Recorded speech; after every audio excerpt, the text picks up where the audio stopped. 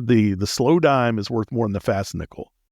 The financial realities of journalism are no joke, but for my money, chasing quick nickels is just it's not worth it. Readers hate it, journalists hate it, and there's more than one way to be a successful business. This is Small Press Big Ideas, a podcast about the business of local news in the United States.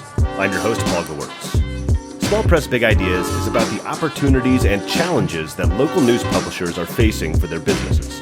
I'll sit down and talk with journalists, entrepreneurs, nonprofit leaders, and more in the local news industry to find out what's working, what isn't, and how the local news ecosystem can innovate and flourish in the 21st century. All right, today on the podcast, I'm joined by Cory Brown.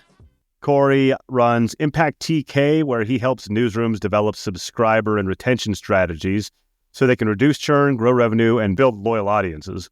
And he's also written another interesting project called the 99 Newsletter Project, which I think we could dig into a little bit there. Cory, we met once before, but thanks for joining me again on the podcast. I appreciate it. Thanks for having me. Yeah. So that was, real quick little intro. Could you give us your own bio of your life and your career in your own words and what your background is? We won't go too far into life, but I will say I'm very proud to say that the first time I punched a clock was to load bundles of newspapers on a truck when I was 17 years old. And that shift started at 11 p.m. on a Friday night, which is exactly what you want to tell your friends on a Friday night. It's like, hey, I got to go to work. It's 11 o'clock. Y'all go have fun.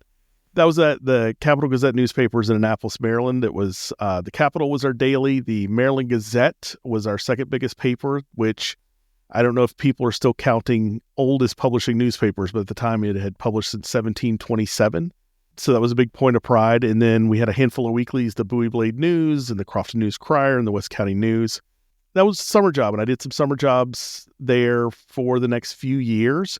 That's really when the news business kind of got its hook into me when I was young and impressionable. And in 2000, I took an advertising job there, doing advertising design. And what I really came to learn to love was every single day we created, printed, and delivered a whole new newspaper. Every single day, it was a brand new thing that 50,000 people were out there waiting on to see what we had made for them that day. And in college, I worked at restaurants a little bit. And one of the things that drove me nuts about restaurants is I felt like I did the same thing every day. It's like, I've made this sandwich every day for the past week 20 times and I'm sick of it. I don't want to see it again. But the newspaper's different every day and it was a lot of fun. A few years later, I moved over into the circulation department. So I like to say I've worked everywhere in the newspaper except in the press room and as a reporter on the journalism side. What's really cool about when I worked in circulation is this is in the early mid-2000s. And at that time, paid circulation was in such bad shape. People literally got arrested and charged with defrauding advertisers for inflating their circulation numbers. And me being young and brash and working with other young and brash and motivated people at this local newspaper we stopped the 7-year decline of people buying of paid circulation. So we actually were growing print circulation in 2005, 2007, around that time, which no one was doing at the time. The New York Times was not doing it at the time. Washington Post was not doing it at the time. But we figured out a way to do it by basically refocusing in on what's important to people and, really honing in on our business processes. Of course, we all know that 2008 was coming, so I took a layoff in 2009, decided maybe I don't want to go through this process of watching hundreds of my coworkers all losing their jobs at the same time. So I moved to Texas, ended up meeting my wife and doing a non-journalism life for a little while until 2017 when I was hired for a half-year position at ProPublica, which was, pretty starstruck, really well-regarded, tons of smart people. I was the audience insights manager for 6 months or so, and that got me fired up to work with journalists again. So when that position ended, it was a defined period through the end of the year type of job. My wife recommended I struck out on my own. So I did in 2018, and my business has evolved. I originally started out with reader revenue. I still do a lot of that. I've helped people with some newsletter stuff. today I'm mostly focused on helping newsrooms better understand how to build durable news products. A lot of people talk about sustainability, and I think that's really important, but I think that's only part of the equation, especially when it comes to a lot of the money's coming in from big funders. And that's always a little bit precarious for my blood. So being able to build out a sturdy reader revenue program, maybe a sponsorship program or things like that, so that you can better weather financial challenges, but also building loyal audiences, figuring out what people need so that they want more of it. And then you can also weather headwinds that are beyond your control, like big tech algorithms. You go, put a bunch of money into something and then the algorithm changes and you're stuck. But when you have a more durable operation and you have mature systems in place that are guiding you, then those things, you can work through those a little bit more.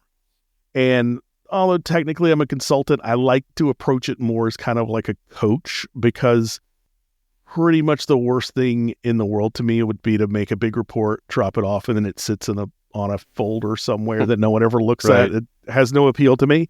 But like a coach, like I show up for my clients, I help them practice and work through it, and then I show up and we win together and we lose together, and it's a teamwork thing, and I think that's really important.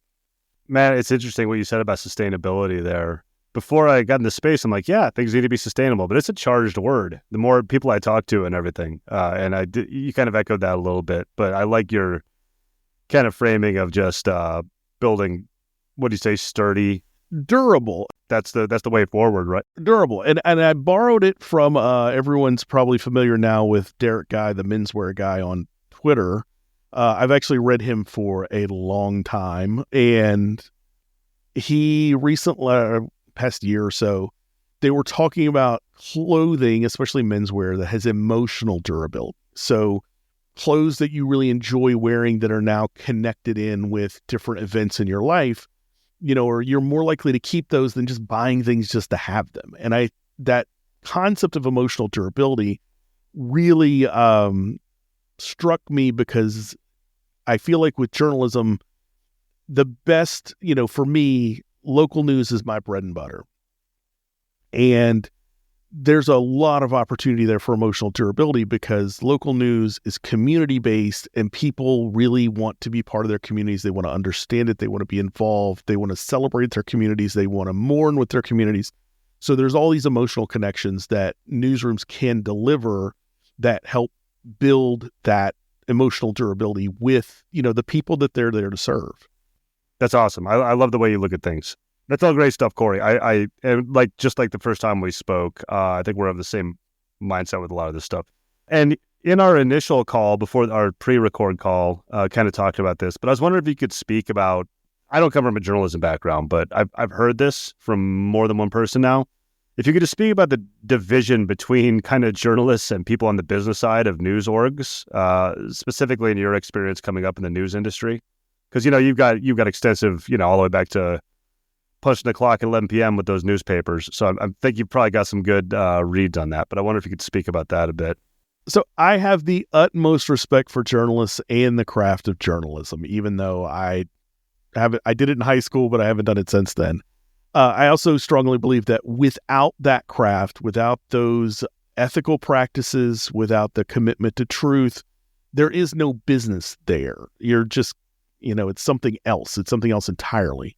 And so I think that separation between the editorial side and the business is crucial, because you can't have the business influencing the coverage or it becomes something else entirely. That independence is a key component of how this all works. So as someone who's on the business side of the wall, it is absolutely inappropriate for me to give advice or feedback on coverage or editorial judgment.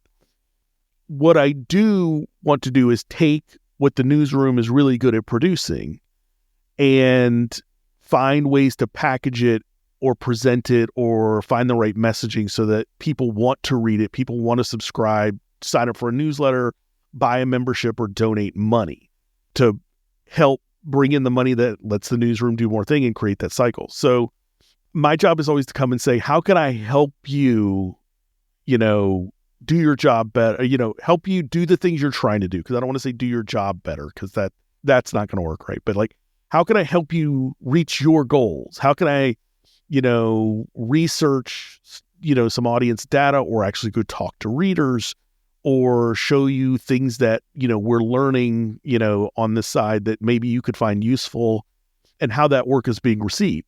At the same time, one of the things I think sometimes a lot of journalists, unfortunately, have had experience with is I'm not the type of business side person who just thinks all numbers must go up at all times. I believe it's important for newsrooms to do things that aren't necessarily profitable sometimes, as long as there's enough profit to support the whole operation. And also sometimes, there's a lot of things where the impact is small, but really important. And there was a story of the late Marshall Allen, who passed within the past year and was a real influence on how I work. He was at ProPublica, and he covered medical care, healthcare waste, insurance issues that waste people's times and things like that. And we were talking, he was trying to better understand how his work was being received and by whom. And, ProPublica by and large has an audience very similar like an NPR. It's generally wealthier, generally more college educated, generally, more affluent, things like that. And, the NPR actually would pick up a lot of Marshall's reporting. And he said, the thing is, I think that's great, but I don't feel like that's everybody that's having these problems. So I said, let me think about it and see what we can figure out. And I started digging into his whole series over, a year or two. And then I don't like to do too much in just traffic stuff, but pulling traffic stuff and looking at some other data we had. And then I came across some data sets from the Kaiser Family Foundation that was showing the people who were most affected by the rising costs of healthcare, the rising cost of premiums, inability to get access to prescription drugs. And what we found was when we indexed the people who were reading Marshall's stories by their population, what we were finding is that by and large, over-indexed populations that were really digging into this stuff were all places you would not expect. Arizona, Arkansas, Alaska, Wyoming, really, typically red states, typically not pro at the time Affordable Care Act states, but the people who are really hurting from the high cost of health insurance or the inability to get the coverage they need were the people looking for answers through Marshall's reporting, which was really impactful and really core to his mission of helping people. So sometimes it's a matter of, are you helping some people because, they really need that help more so than are we just, making the numbers go up? Or are we just showing big up and to the right on every graph? Because that only tells part of the story and also leaves out a lot of really important stories. Yeah, that's so interesting. Just about like the reporting and all the stuff with the Affordable Care Act and everything. I wouldn't have thought that, but it makes sense. I was honestly shocked when we came across it. It was like re-verified, double check, but it proved itself out, and it was really meaningful. But yeah, it was surprising. Yeah, no, it makes sense. Yeah. So you talked about, and you've mentioned this several times in our first call too, of how can I help? Of kind of building that trust between, editorial and, whatever position you had in the organization you were in. I was wondering if you could speak about that. Just how do you help? How do you build that trust? And then how can you help from the business side, help the editorial side, the journalism side? I'm a big believer in... There's a story that I read as a kid, and I think a lot of other people read it too, called Stone Soup. And it's about these, and I've seen it in different iterations. These two travelers are coming through a town. They're hungry, they're tired, they need a place to stay. And the villagers are all kind of walled off. They're not really here to, entertain these two guys. And so what they start doing is they set up a pot and a fire and they start cooking. And they're like, what are you making? They're like, oh, we're making stone soup. And they're like, what is that? And they're like, oh, we got stone and we got a water. We're going to make some soup. And then they kind of start talking like, people kind of like, well, that's not going to make soup. How's that going to work? And they get curious. And they're like, well, you know what would make it better? It'd be some carrots. And someone's like, oh, I have some carrots. And they keep doing that of like, you know what, make this a little bit better, some salt. And someone's like, well, I do have some salt. I know I said I didn't, but I remembered I got some. And so if you can kind of keep showing up and just piquing curiosity a little bit, it's a way to let people know that you're not a threat. because that's the thing is I don't want to be a threat to how they're doing their jobs. I know that people hate being graded and hate being judged, and that is not my job.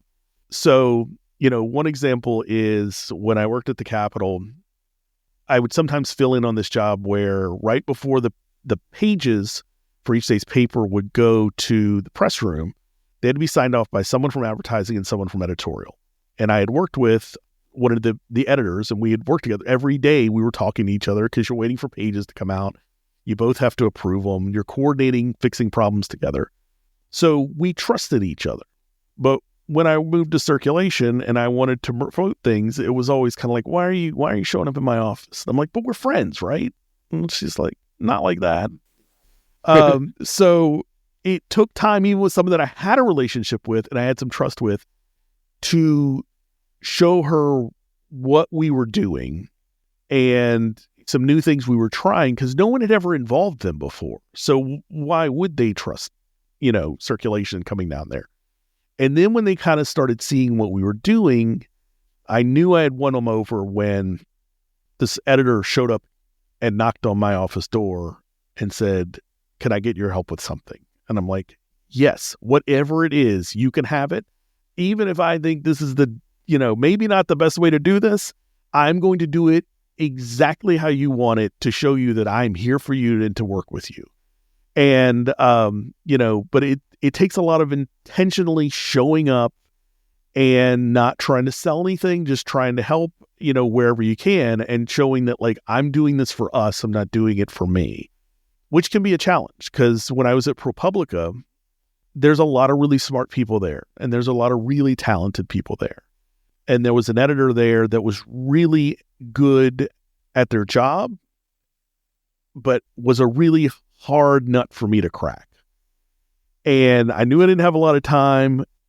And where it finally kind of clicked is, instead of specifically taking their words as literally, it occurred to me, I'm like, this person is an artist.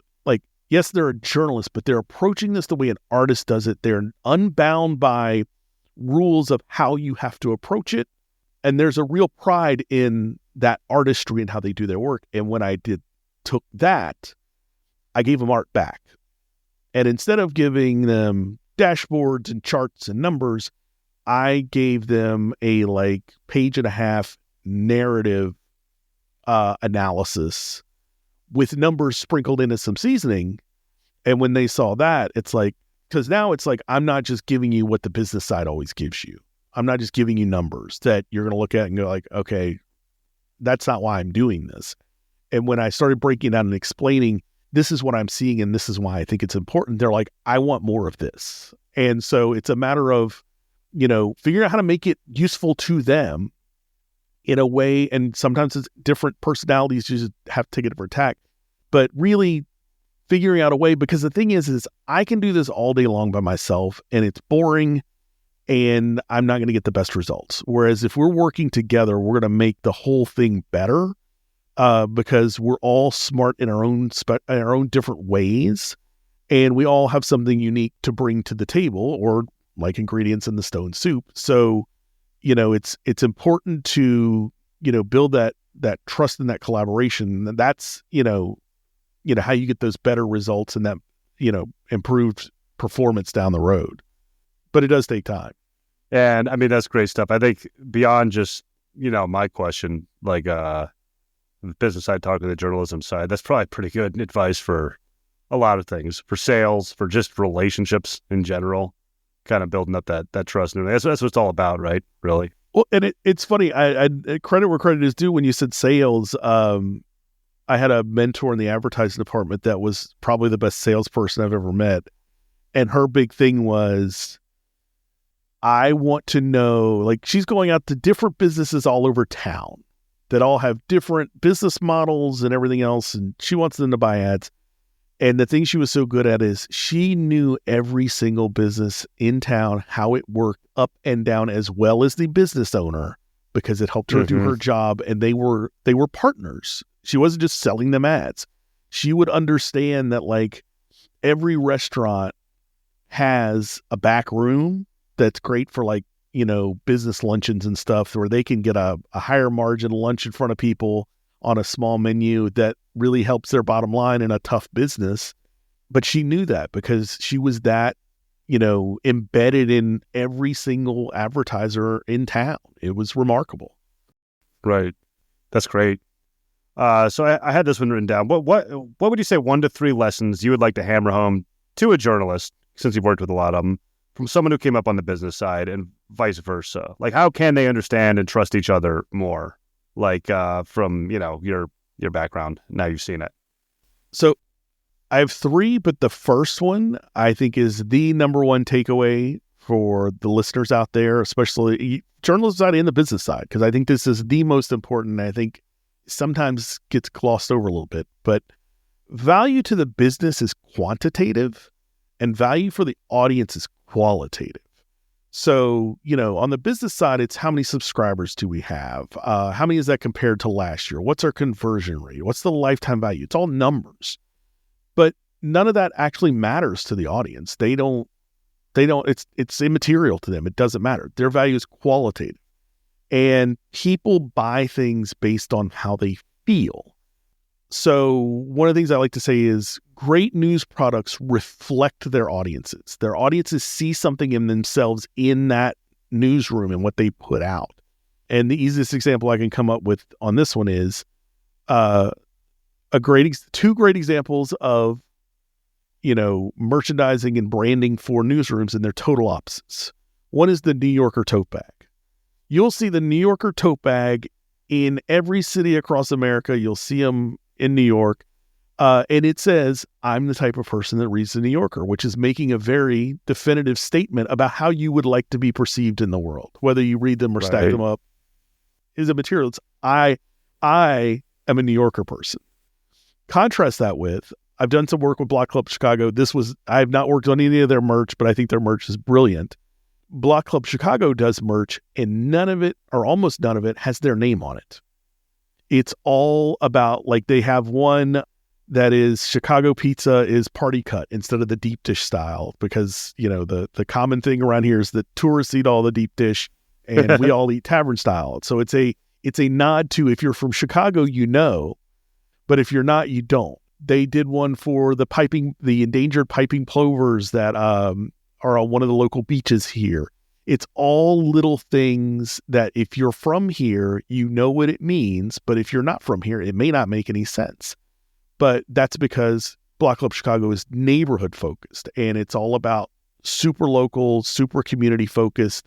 And, you see that part of being a Chicagoan in their tote bags or in their t-shirts. And I believe the best local news products connect with people in their community because they work to be part of that community. You can't be separated from it. You have to be part of it. So that's that qualitative value for the audience, is that we are alike. We're neighbors. We may not be friends, but we're at least neighbors, and we have a shared responsibility towards one another. With that in mind, my second lesson is, if you want people to eat their vegetables, you need to give them some dessert too. News products help people solve problems. They help people keep informed. They keep them up to date with things, but they also provide entertainment. They're social currency, and they're things people talk about with their neighbors and their friends. We talk a lot about how reporting the news is a serious burden on the mental health of journalists, because it's hard to, do this job. It's traumatic reporting bad news day in and day out, but it's also stressful to read bad news day in and day out. Right. People need balance, or they're going to check out. And I don't blame them for that.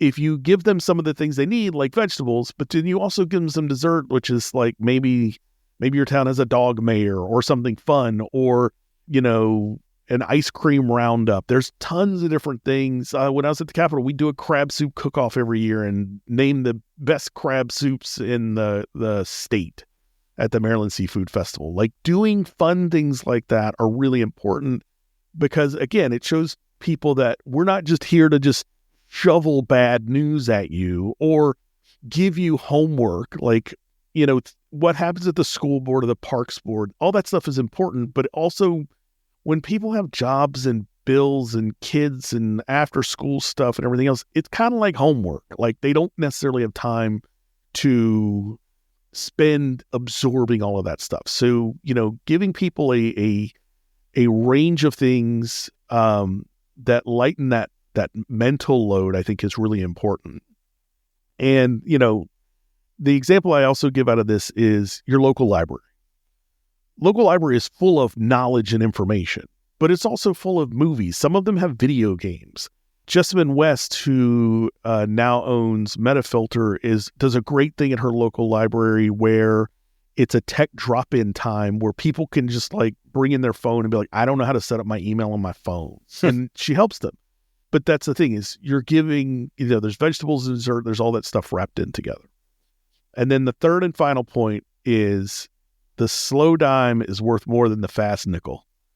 And I've learned that from my friend Mike Kanan, who has been a publisher, and we're very on the same wavelength with a lot of journalism stuff. But he's been in bands for a long time, and being in punk bands, that was one of the things they learned was always the slow dime is worth more than the fast nickel. The financial realities of journalism are no joke, but for my money, chasing quick nickels is just it's not worth it. The readers hate it, journalists hate it, and there's more than one way to be a successful business. Like you could go be WeWork and have an imprint all over the country and raise all this money and have, a charismatic whatever founder, or you can be like this place in Chicago called Margie's Candies, which is 100 years old. It does giant ice cream sundaes, and the Beatles ate there, and there's 2 locations, and they've been here for 100 years. It's just a small business. And that's the thing is I'm more influenced by the small business. Like there's a shoe store that's 50 years old up the street from me. There's local restaurants that have been around for, 40, 50 years. And I think, you can do it the slow and deliberate and community focused way. You don't have to chase every dollar, and you don't have to chase every trend, and you can build something that's really meaningful to people. It doesn't have to be a rat race. Man, Cory, that's great stuff. You gave me like 6 clips in there to put up on social media afterward. And I wrote down some notes also. So first of all, I just want to go back to what you were saying, or the story you told earlier about the stone soup. I just wanted to call out, in a former life, I was in a basement band with a couple of my buddies from high school, and we would always argue about our band name. And my bassist, John, always wanted to call it Rock Soup. He thought it was the best freaking band name in history, and I always shot him down. But anyway, I hadn't thought about that in years till you brought it up. I don't know that I think Rock Soup is a good name for a band. I still no. I don't think he listens to this, my buddy, but it's still a bad name, John. Second of all, thank you for your tip on tavern-style pizza, because I just went to Chicago a few years ago for our baby moon, my wife and I was playing the fool, man, getting the deep dish. I should have been asked for tavern-style pie. And now I know the secrets next time I come to town. I will say I won't this. look like a rube.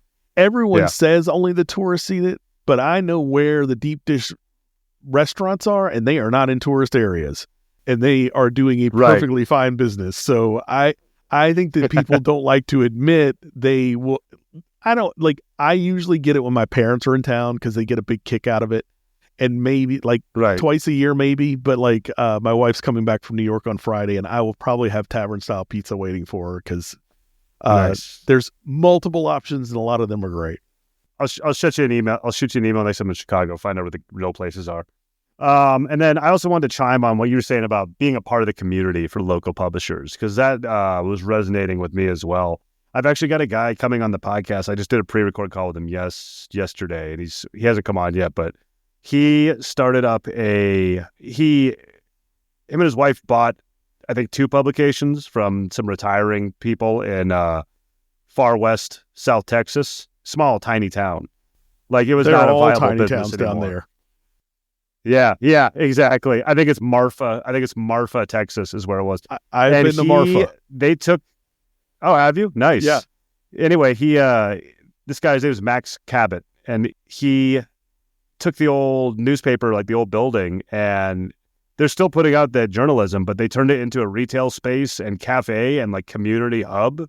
And that business kind of funds the entire like journalism side of the business. It's a really cool story. Oh, that's wow. So That's amazing. that was just a really cool, like what you were talking about. That was like ringing in my head.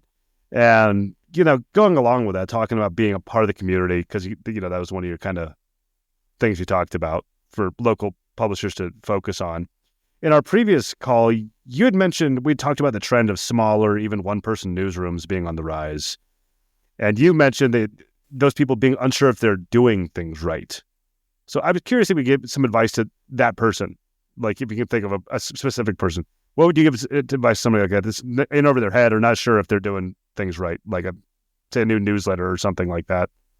Before I gave them any advice, I would tell them full-throatedly, congratulations on starting, because you are so much further ahead than most people will ever get. I spend more time than I really need to on Reddit, sometimes helping people out with different newsletters or MailChimp stuff here and there. And I love Reddit.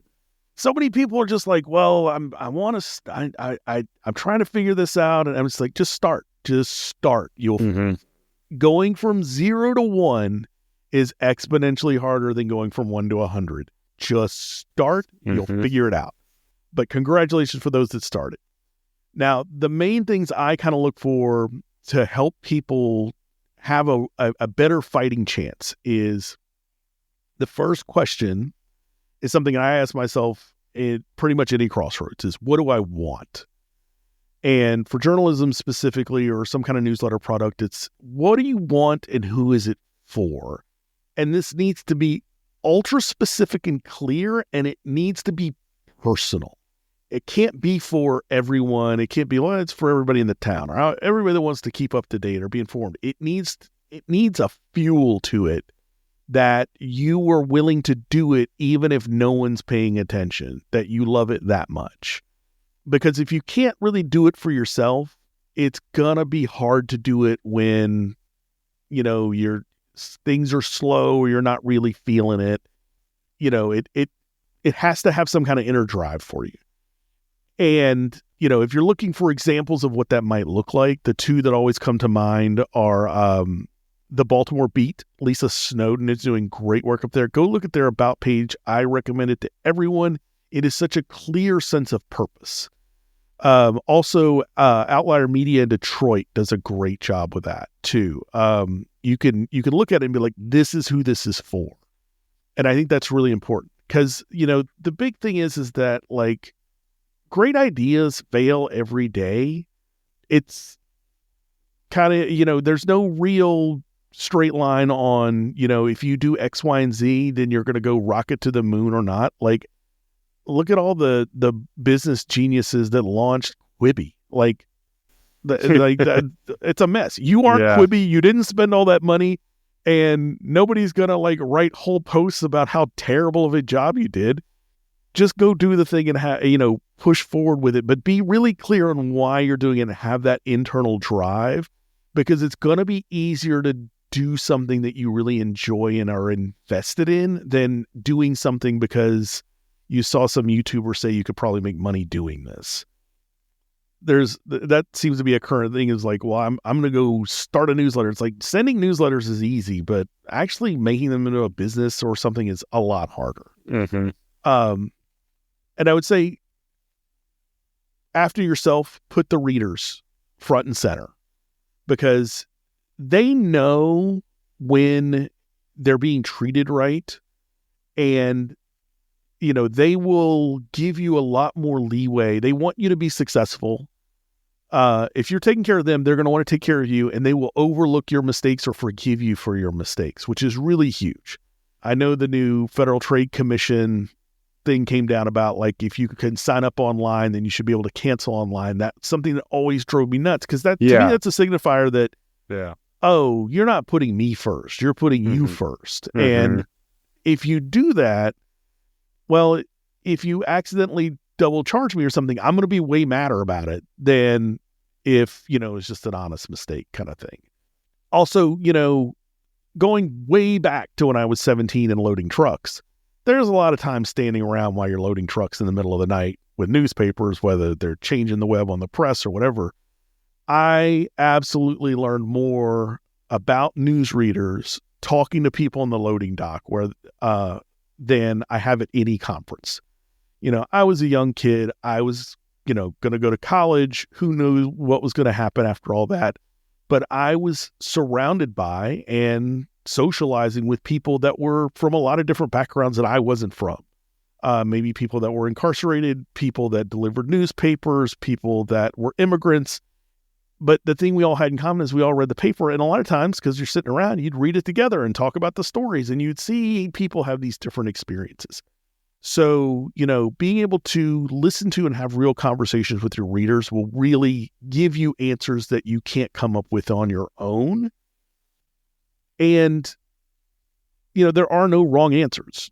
Try it, see what works. Lisa Snowden up in Baltimore, one of her big things is the Baltimore Beat is for Black Baltimoreans. And she goes, a lot of those people don't have great internet access. So they are doing print. And most people would tell you doing print in 2024, that's crazy. But, she's doing a great job up there, doing really cool stuff. Something more practical is don't get too wrapped up in tools. It's an easy way to blow up your budget. You don't know what you don't know. So don't worry about picking the perfect suite of tools and everything. Just try what works. When you figure out how it's working for you, if it can grow with you, then you can change.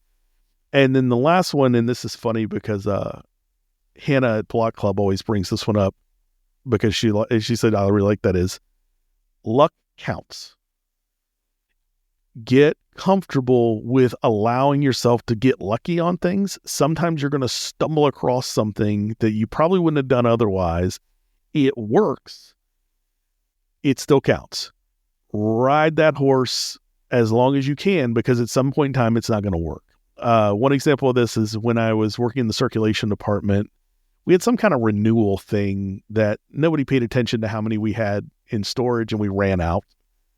And by luck, it needed to go out later in that week. I just quickly wrote off a letter asking people to resubscribe, had a image file of my boss's signature, so it looked like a letter on letterhead, sent it to our copy shop. They printed off 1,000 Xerox copies, black and white, the least fancy thing. The thing before was a multi-fold, die cut, 4-color, the whole thing. But this letter just did it, had them fold them, put them in envelopes, mailed them, and we got bananas response rates on them. And they cost less than they cost a fraction of what the other ones cost. The lead time, we could do them faster and cheaper and get a better response. And it was pure luck that happened. And it became, a really kind of a staple in our, subscription retention process. And it was lucky. I would have never chosen to do it that way without going, we're out of these. We need something to go out this week. So luck counts. It's okay if it's something you didn't necessarily mean to do and you fell into it and it worked. That still counts. Keep going. Yeah, luck counts, and I'm a firm believer that you make your own luck. Kind of like what you were saying at the beginning there. Just start doing it. Get yourself out there. That's put yourself in position for that. And unless you're as famous as the Quibi people, no one's going to notice if it doesn't work. I still chuckle every time somebody brings that up. It's so funny, the Quibi thing. If you haven't heard the story, any listeners, go look it up. It's great stuff. Delusion. So, and a couple of other things you said. It's funny how you said just really knowing your audience. I do the same thing. So I produce podcasts for businesses and brands and local publishers. And I do the same thing when people when we're launching a new podcast. I have some exercises we do, and I break down who is your ideal, listener or whatever, or your audience. And I literally coach them through thinking of one person in their life that fits that avatar. And that's who you're making the podcast or writing the thing for. Literally Cory Brown. That's who I'm thinking of. It's this, it's kind of this, people think it's kind of silly, but it really works with the voice and everything like that. And connection with the audience, Well, a lot of stuff for my own stuff, I write to younger me. There you go. I like that. Of stuff that it took me years to figure out. Boy, I could tell myself a lot of stuff. Yeah. Save myself some time. I'm a lot smarter now. Yeah. Awesome. Great. So zooming out on I asked you to give some advice to somebody who's kind of starting up one of these newer, smaller, leaner things. We'd also spoken about kind of the thoughts on the old local model, where it was, say, one or two large outlets in Chicago, I think you had mentioned. to the new trend of this kind of an ecosystem of smaller, 1-2 person newsrooms around. And that's kind of my question I'd written down. I guess I don't remember a conversation, but I remember you had some interesting stuff to say on that too last time we spoke. So, you have any thoughts there? Yeah. Yeah, I think it's really exciting. Speaking of luck counts, in 2018, when I decided to go solo, I feel like there was a big kind of burst of new local nonprofit newsrooms because Block Club Chicago launched their Kickstarter in April 2018. Texas Tribune was already around, Min Post, VT Digger. There were some of the older, more established ones, but from 2018 to 2020, I felt like there were new, especially nonprofit small newsrooms popping up pretty regularly. And a lot of them are still going, which is great. But as far as in Chicago, we're really spoiled because we have a lot of different options, and it's really cool to watch them kind of grow together. I'm very much a yes and not an either or type of person when it comes to this. And I think thinking back to the history of the old model is really important because the key to the old model was that newspapers had a monopoly on the distribution of advertising. They literally owned the trucks that would deliver a package that was full of advertising. And I don't know, how much, reporters necessarily knew this. I'm sure some editors do, but the number of pages in the newspaper is based on how many advertisements are in it that were sold. Because there were, back to business being quantitative, there was a percentage of ads that had to cover the paper to, that they had to meet for their revenue goals. So, those local advertising space, it was not just that, you got in front of 50,000 people. It's we'll take it to their house to make sure they get it. And another thing people don't know is all those pre-printed circulars, or at least they were at the Capitol, which was a 48,000 daily or 48,000 Sunday circulation.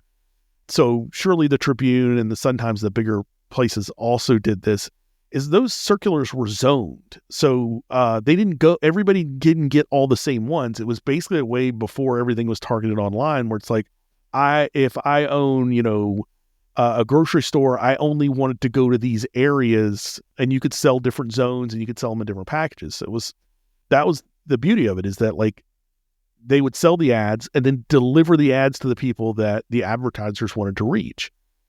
And that, has all blown up and doesn't work the way it used to. And that's, where a large part of the struggle comes from. So now you have these multifaceted news ecosystems that are popping up. And I think it's really cool because people are also multifaceted.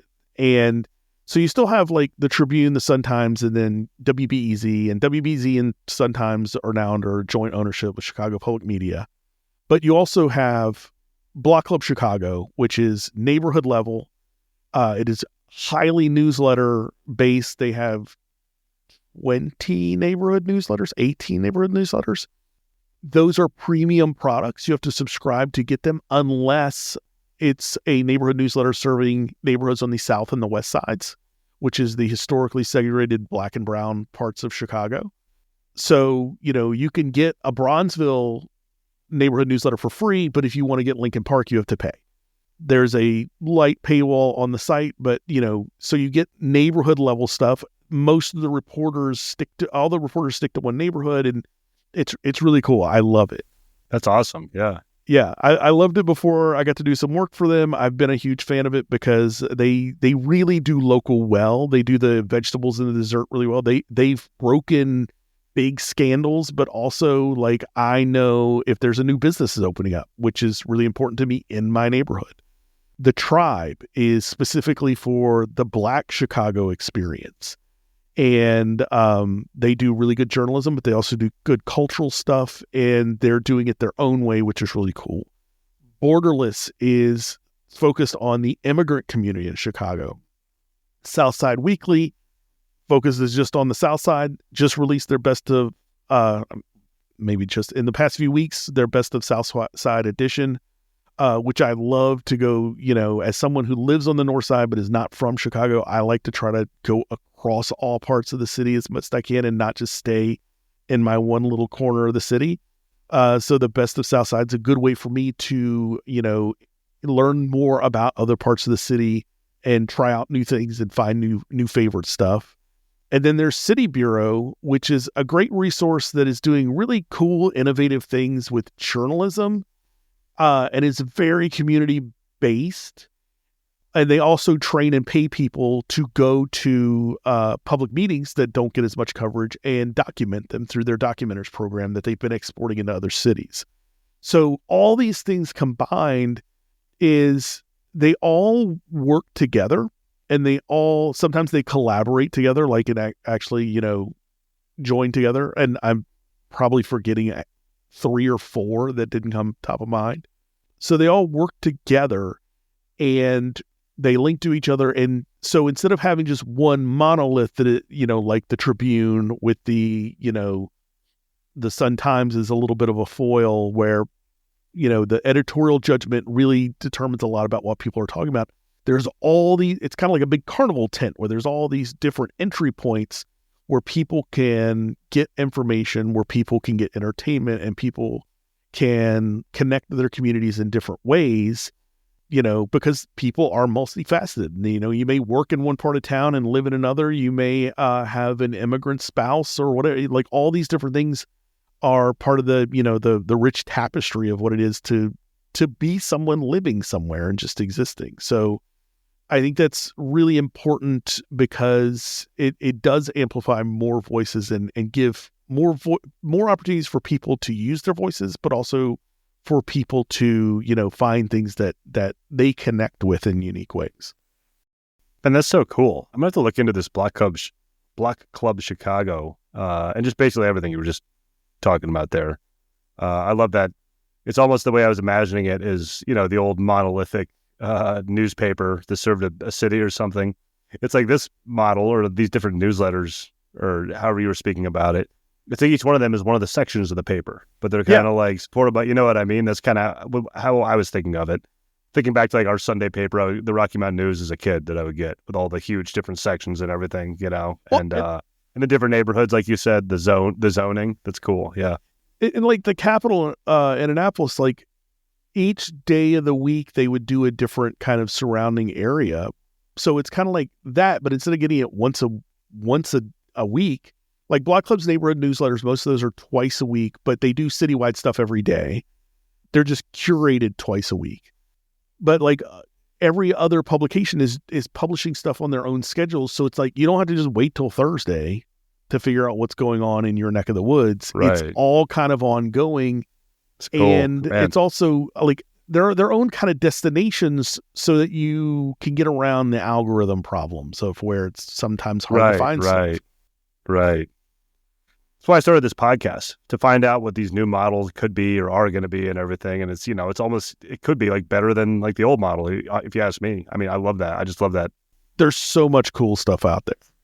Yeah, that's we might have to do this again because I could keep going. I do need to hop off in just a few minutes.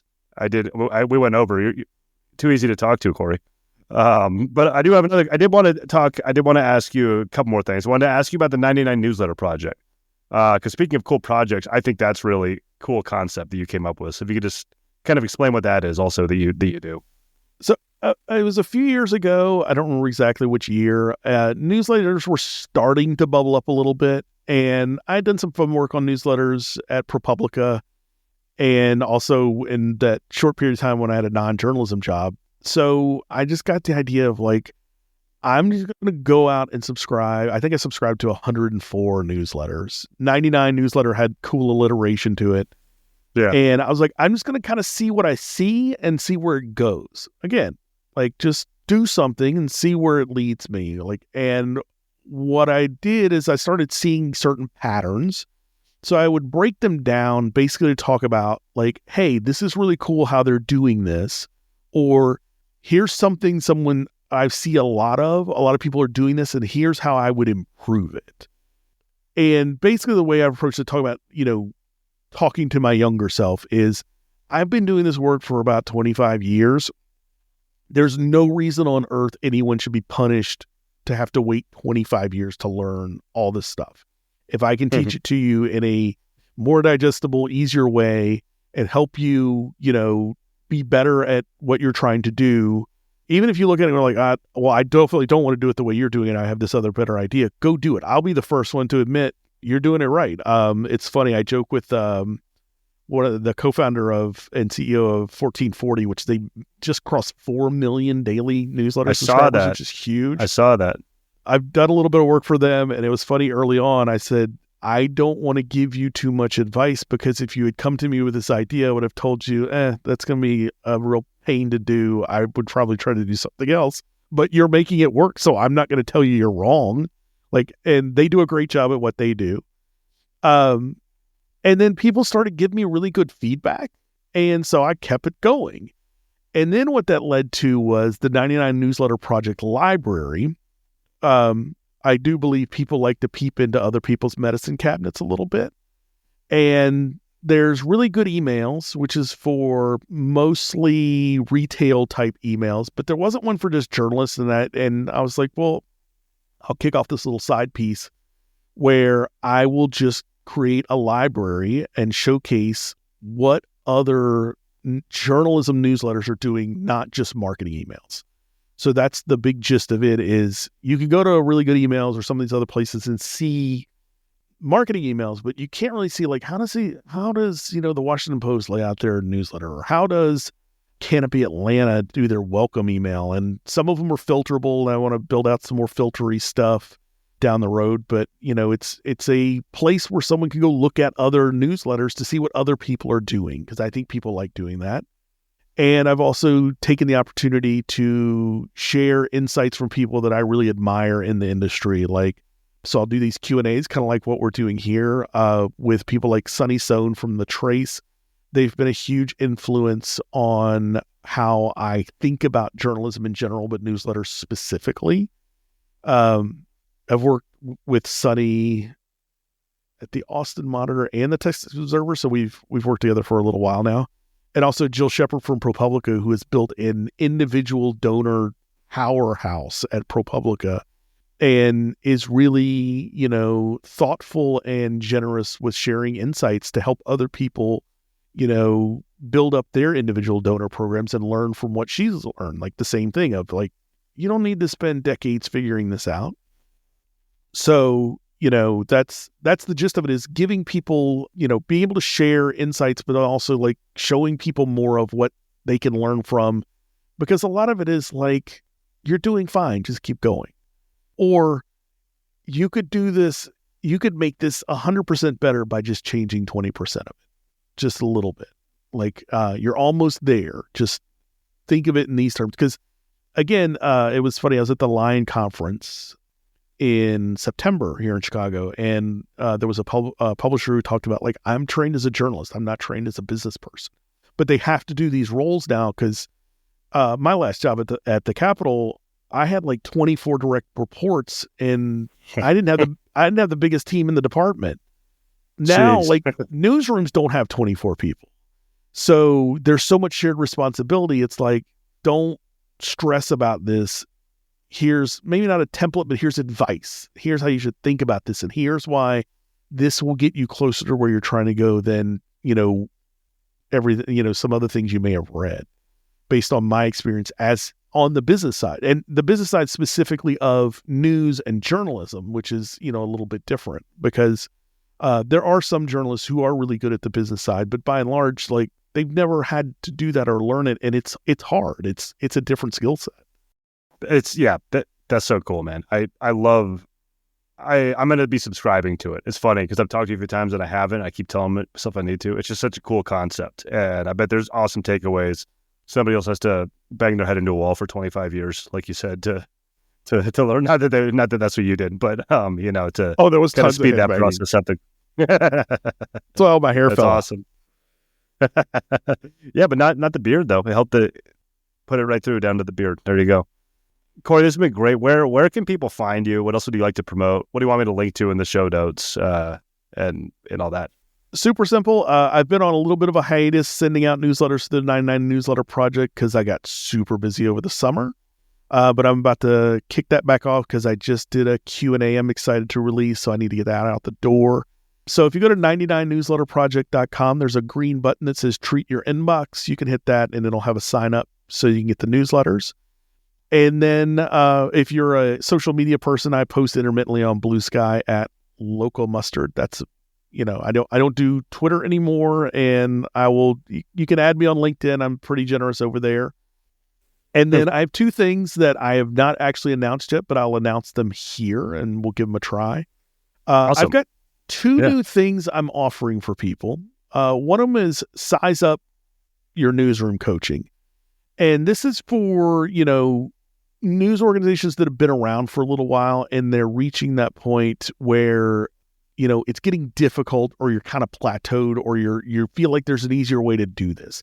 And what I'd like to be able to do is just sit down and we do some coaching again. Like I do help you with the practice and I help you with the games of, let's figure out, let's get unstuck on some of these things that you've had stuck. So maybe you've had a welcome series that it's half written and you kind of want to do it, but nobody knows how to do the automation. Let's unstick that. Or you've been wanting to, revamp your subscription page because it's just kind of bland and it's not converting like it used to.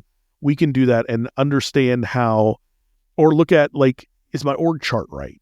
How can we strategically approach just growing the organization? Because you're going to hit plateaus. That's perfectly natural. And I feel like a lot of these newsrooms that started around 2018 are hitting that point, or if they're older, they're hitting that point of, I'm feeling kind of stuck and things are kind of going, but I feel like I need them to go further. And because, like I said, there's a lot of systems and operations that I learned, in my late 20s and 30s working for a daily newspaper that, a lot of that knowledge is kind of just evaporated on the business side because the business people all went and got marketing jobs and whatever.